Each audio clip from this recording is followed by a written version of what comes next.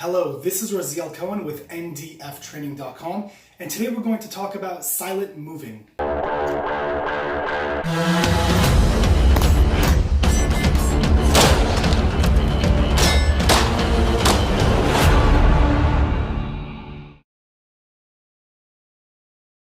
Now, what in the world is this drill? Way back when I went to go take a class at Tactical Response, I went for their low-light building clearing class. It's an amazing class that I very highly recommend you try out.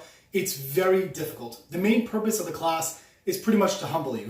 If you're dealing with clearing a building and you're doing it as a lone officer, or if you're doing it as a person in a home defense situation and you're doing it in the dark, it is extremely difficult to do it efficiently.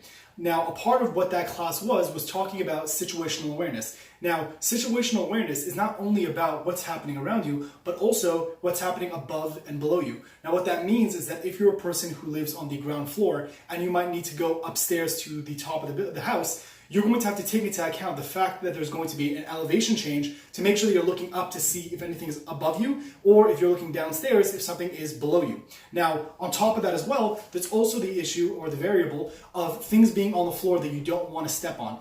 If you are the owner of the house and you're going through it very strategically, you're using your light very moderately, so you're not just keeping your light on as you're going through the house. You want to be able to maintain the element of control and surprise because you're right now the person with the upper hand. You know the layout of the house, you know how to operate your firearm, you know which corners might be dark spots and which areas might have a person hiding, and you don't want to give away your position by either using your light too much or running into something you don't want to run into.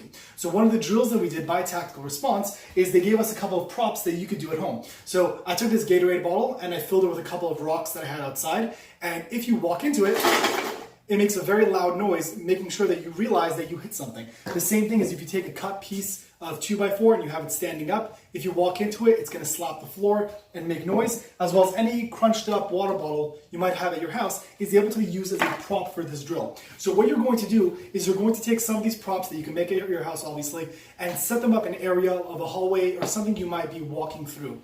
And then the value of the drill is you're going to go through your standard home clearing pattern to see how you're able to clear your house.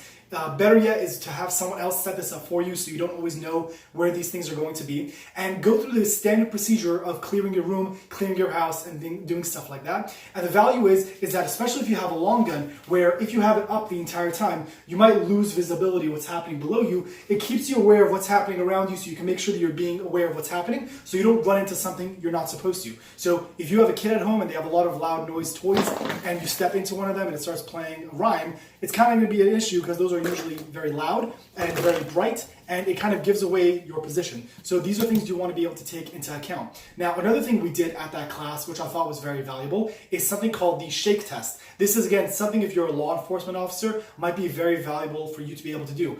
During that class, there were officers there that have to randomly go through drug houses or places that are supposed to be vacant, and they're going to clear it, and they want to be able to maintain that element of surprise.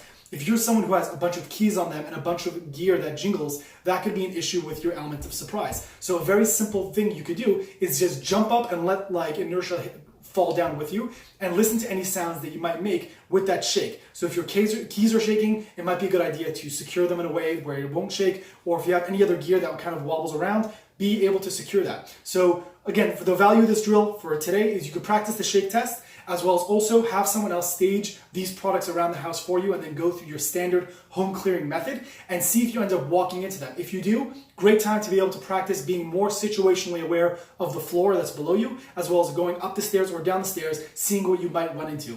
This is Raziel Cohen with ndftraining.com. Thank you for watching.